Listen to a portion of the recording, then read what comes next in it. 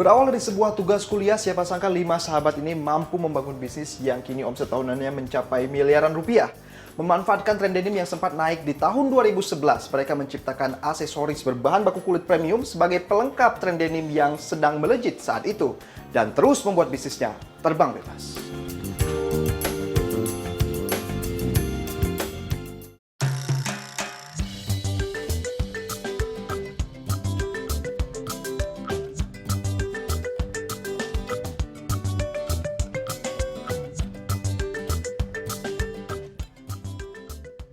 Inilah kisah sukses kelima anak muda yang berhasil mengembangkan usaha bisnisnya.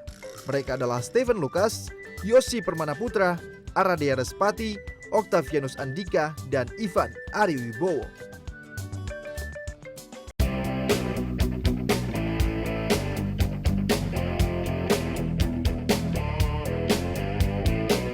Menggunakan bahan baku kulit nabati yang diklaim tidak kalah kualitasnya dengan brand kelas dunia yang sudah terlebih dahulu mapan, Voyage menawarkan pengalaman baru dalam menggunakan aksesoris bahan baku kulit.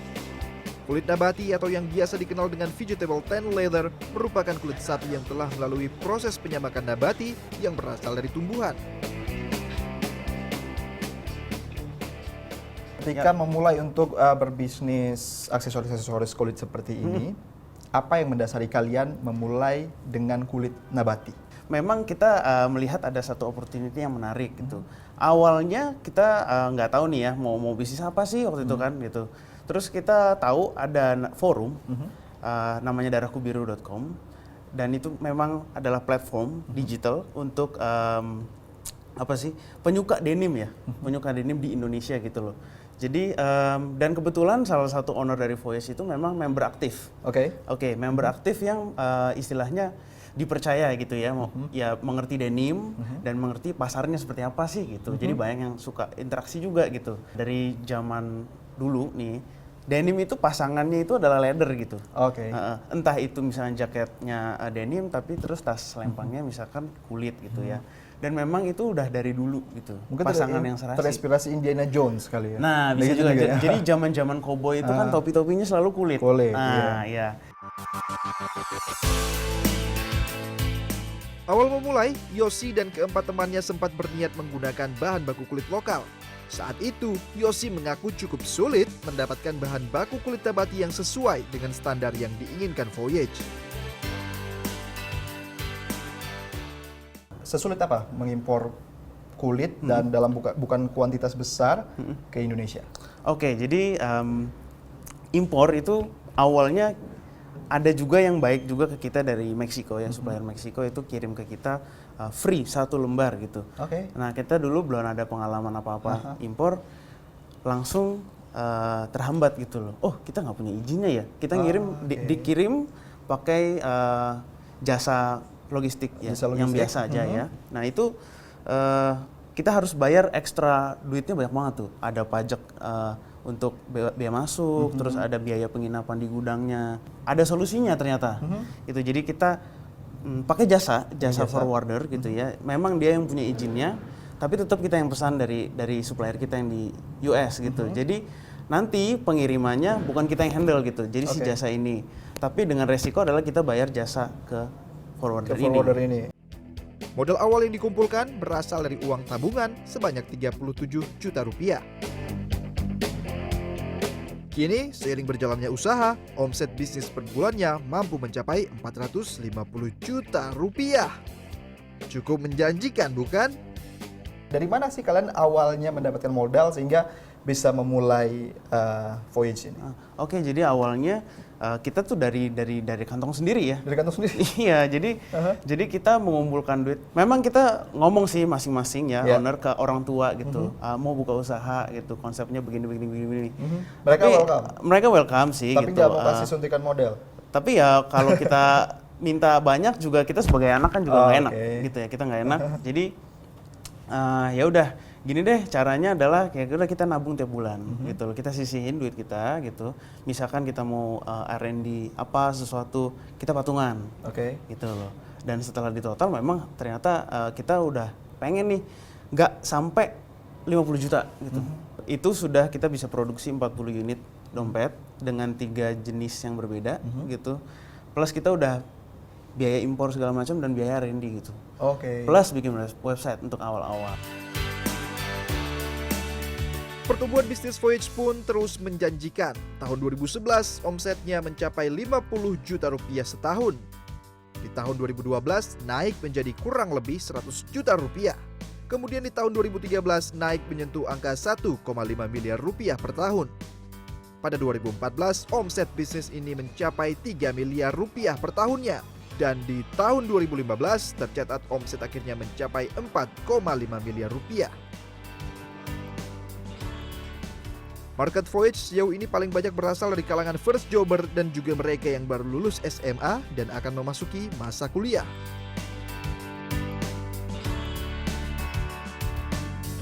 Paling karena saya kan masih baru ya, jadi saya belum begitu mengerti soal dompet, kulit. Jadi yang saya rasakan perubahan signifikan ada warnanya, Mas.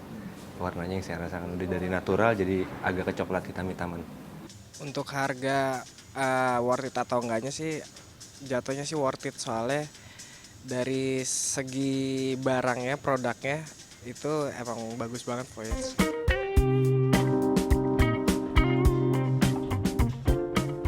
Range harga Voyage berkisar dari 100.000 hingga 1,4 juta rupiah. Produk yang paling banyak dicari ialah short wallet. Seri Vessel menjadi yang paling diminati. Dalam sebulan koleksi ini dapat terjual 100 hingga 150 unit. Nama brand Voyage berasal dari pengucapan voyage dalam bahasa Inggris yang berarti a long journey.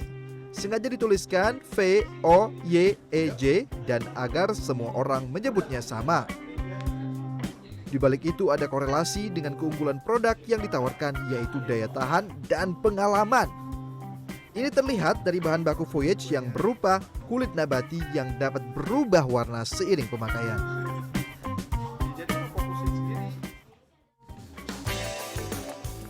Dalam membentuk loyalitas customer, Voyage juga berusaha agar setiap kesan dari sebuah dompet dan aksesoris dapat menyentuh hati mereka.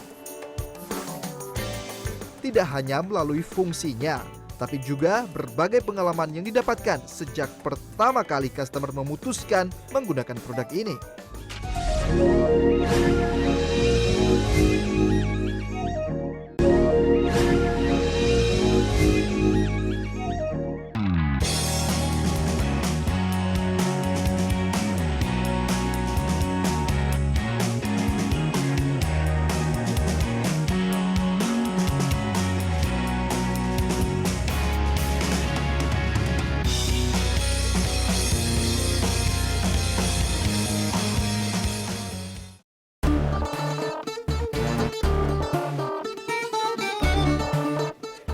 Menjual produk dengan kualitas premium memang susah-susah gampang. Branding menjadi hal yang penting yang tidak dapat dilupakan.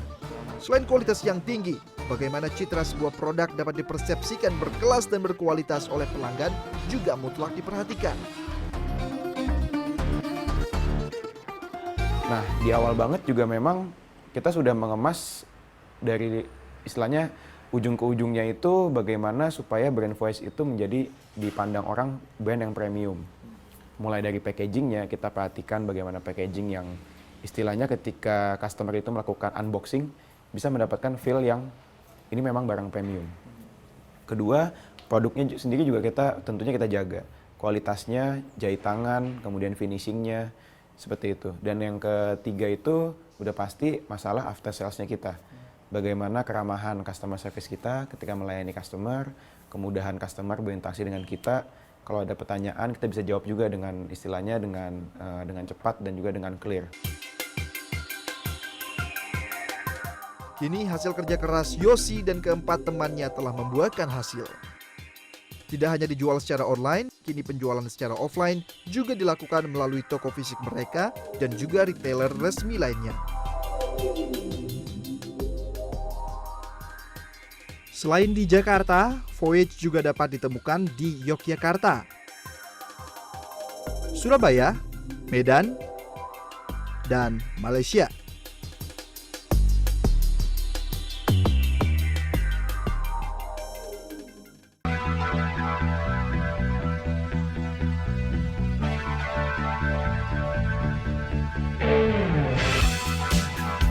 tahun 2013, Voyage mencoba peruntungan dari menjual dompet dan aksesoris wanita yang mereka beri nama Feel. Nama Feel dipilih dari kata dalam bahasa Inggris yaitu feel, artinya merasakan.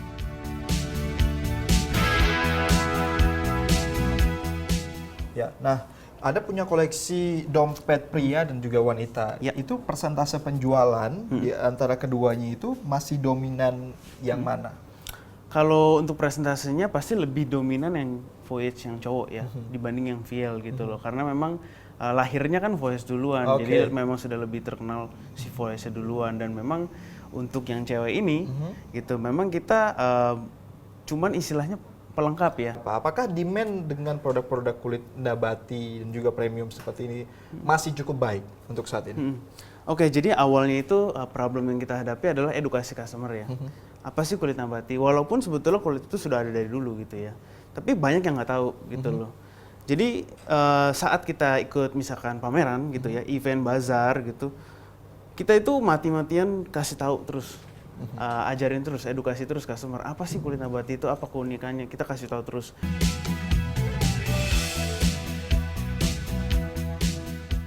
Apakah juga Anda melakukan kerjasama dengan perusahaan-perusahaan lain, B2B seperti itu? Jadi kita kolaborasi membuat sebuah barang yang benar-benar baru, kita nggak pernah bikin, dan brand yang lainnya juga nggak pernah bikin. Contohnya kita pernah bikin, waktu itu awal-awal kita belum pernah bikin tas sama sekali, dan kita bikin tas pertama kali itu dengan brand lain gitu. Brandnya namanya Blue Seal, dan memang Blue Seal itu dia natural dye goods ya, jadi semuanya pewarnaannya dari bajunya, bahan-bahan garmentnya itu semuanya natural gitu. Nah, jadi kita kombinasikan itu dengan leather yang kita punya gitu loh, bikin satu tas yang masih baik. berjalan sampai sekarang?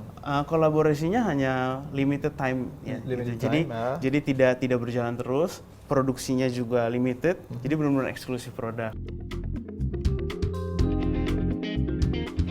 Seperti bisnis lainnya, naik turun penjualan juga kerap dialami Voyage. Namun, inovasi produk yang dilakukan per kuartal ternyata cukup ampuh membuat Voyage tetap mendulang profit.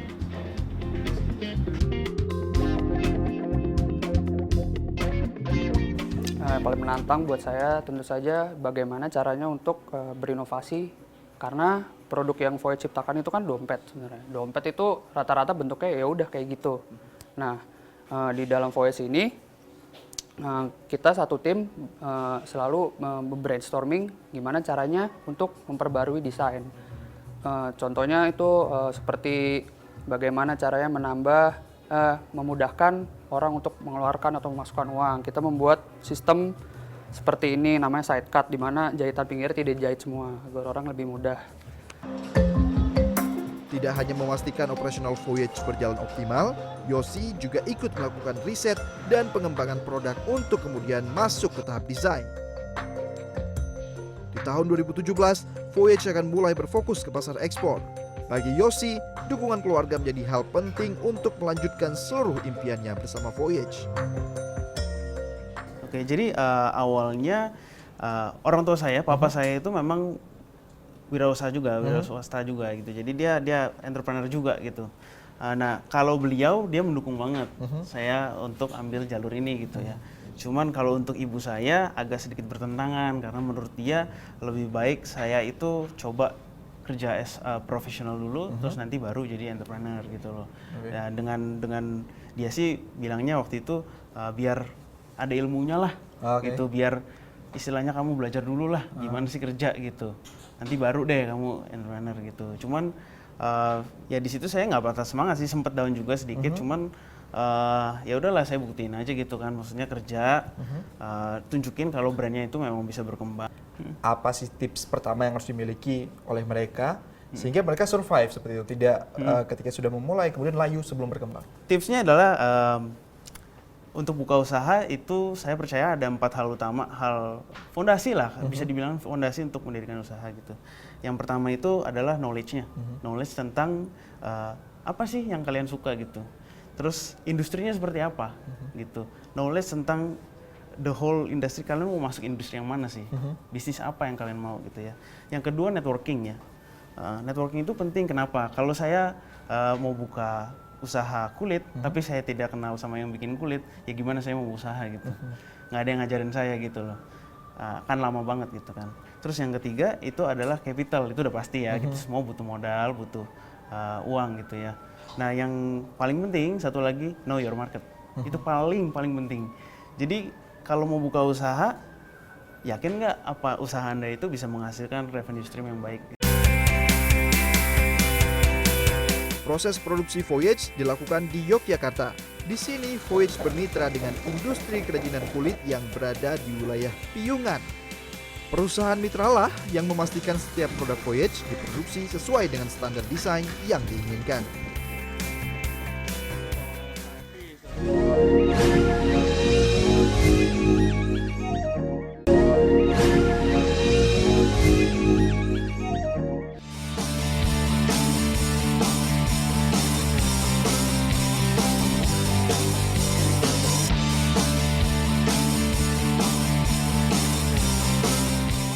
Untuk memproduksi dompet kulit kualitas premium, kulit sapi nabati import yang didatangkan dari Amerika diproses di perusahaan mitranya di Yogyakarta.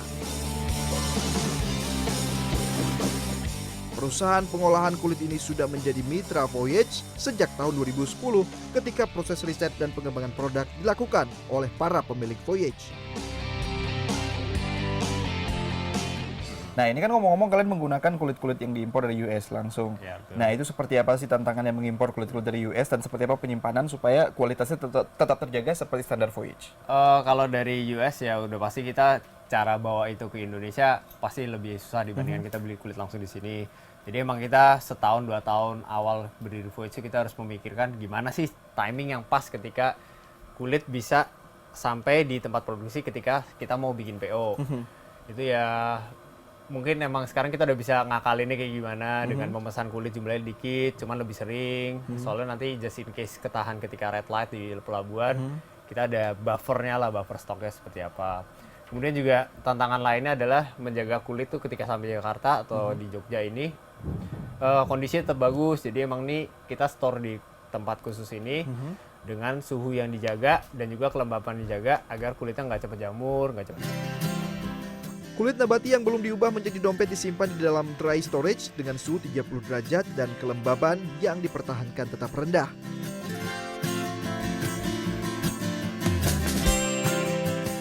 Hal ini bertujuan untuk menjaga kulit bebas jamur dan tidak berbau menyengat. Strugglingnya gimana ya itu sekali lagi mengakali pelabuhan yang kadang-kadang suka red light, itu terutama di bulan-bulan yang lagi peak seperti lagi mau lebaran atau enggak pas lagi mau akhir tahun tuh biasanya suka kadang-kadang red light. Nah itu yang red light kita yang paling parah yang kemarin juga sampai hampir 6 bulan ya itu kita ketahan di pelabuhan. Dan ya itu habis itu kita juga akhirnya dapat insight-nya gimana ya mesennya biar nggak ketahan gini kita nggak bisa produksi. Terus ya udah akhirnya kita mesennya kecil-kecil quantity ya, lebih costly tapi lebih efektif. Perusahaan ini sudah belasan tahun berkecimpung di bidang pengolahan kulit. Awal dulu kita ketemu ya sama mereka, mungkin kita masih ngelihat ya mereka iseng atau sekedar kita bantulah untuk tugas akhir mereka gitu kan. Tapi setelah berjalan, setiap istilahnya dari PO pertama ke kedua, ketiga, kok progres mereka semakin bagus. Dan kita lihat juga marketingnya mereka di luar seperti apa, kita perhatikan mereka, perkembangan mereka sangat pesat.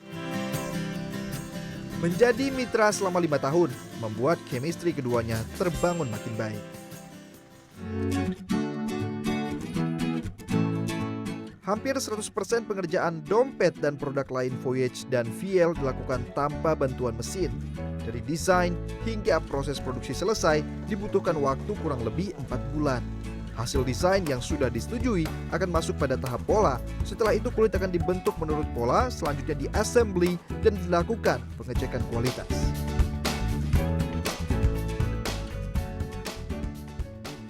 Dan sekarang apa lagi rencana ke depannya? Apakah memang sudah ingin memiliki tempat produksi yang dikelola sendiri seperti itu? Kita memang ada impian untuk memiliki tempat produksi yang gunanya sih lebih ke ekspansi aja sih. Jadi kita ingin membesarkan produksi aja.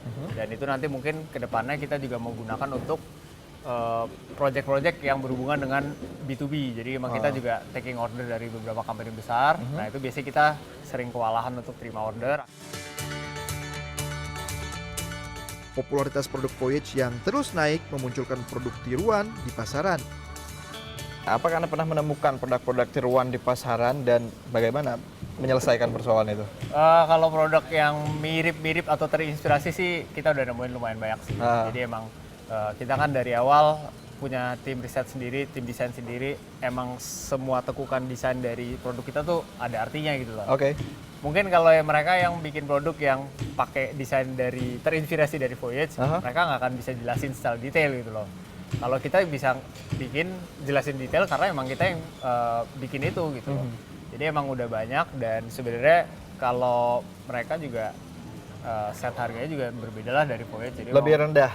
Biasanya lebih Biasa rendah. Dan penggunaan bahannya semuanya direndahin. Jadi emang ya KW lah, benar-benar KW gitu loh. Di mana Anda menemukan pertama kali ada produk-produk imitasi dari Voyage ini? Di sosial media sih paling sering sih. Jadi ketika ada yang follow sosial media Voyage terus ternyata brand leather goods, pas kita cek feednya, oh ternyata kelihatan lah inspirasi dari mana. Jadi kayak gitu. Di dalam proses mengontrol kualitas, setiap elemen dompet dan produk lainnya akan dicek. Proses penjahitan dan pewarnaan kulit sering menjadi persoalan. Nah ini jadi di ruangan ini kita melakukan QC semuanya, mulai dari QC dari kulitnya, dari hardware-nya, sebelum sampai akhirnya produknya dikirim ke Jakarta. Problem utama yang sering mengganggu kualitas itu di mana sih? Biasanya nanti, karena ini kan sebenarnya kulitnya vegetable tan, yang kulit istilahnya kulit mentah ya. Ketika udah di QC nanti warnanya akan kadang-kadang suka berubah, kadang-kadang nggak sesuai ekspektasi. Padahal semuanya dari step-stepnya udah dilakukan benar gitu loh. Oke. Terus ada juga yang masalah dari jahitan tangan karena jahitannya kan tangan, jadi kadang-kadang suka meleset atau nggak lurus atau di luar kualitasnya kita cari gitu loh.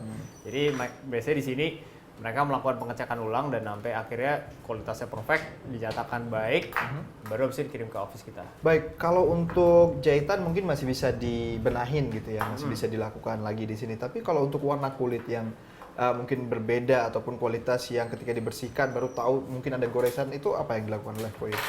Kalau jadi tergantung juga nih, kalau misalkan memang kesalahan dari produksi, memang nanti mereka akan membuatkan yang baru, jadi silih gantiin yang rusak. Cuman kalau memang dari kualitas kulit yang udah kita pakai ternyata baru jelek di sini, ya jadi mau nggak mau itu jadi semacam waste ya.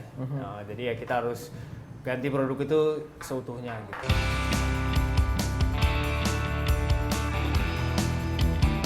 Setelah proses QC selesai, selanjutnya produk terbaik akan dibawa ke Jakarta untuk selanjutnya didistribusikan ke sejumlah retailer resmi ataupun official store Voyage. Bagaimana cara Anda sendiri mempertahankan motivasi sebagai seorang pengusaha muda, walaupun Anda sudah ada di level saat ini, tapi akan bisa meningkat lagi? Seperti apa Anda melakukannya? Kita selalu melihat dari beberapa brand yang sukses atau enggak perusahaan yang sudah established, ya kita selalu berandai-andai atau enggak tujuan kita harus selalu sebesar mereka gitu. Jadi memang selalu ada istilah ada langit di atas langit lah ya. Jadi kita pengen semuanya Voyage itu bisa dikenal worldwide secara luas dan produk kita di mana-mana, dan kita dikenal karena sebagai brand yang berkualitas tinggi. Voyage menunjukkan bahwa perencanaan bisnis merupakan hal yang harus berjalan bersama dengan komitmen dan kepercayaan antar mitra bisnis.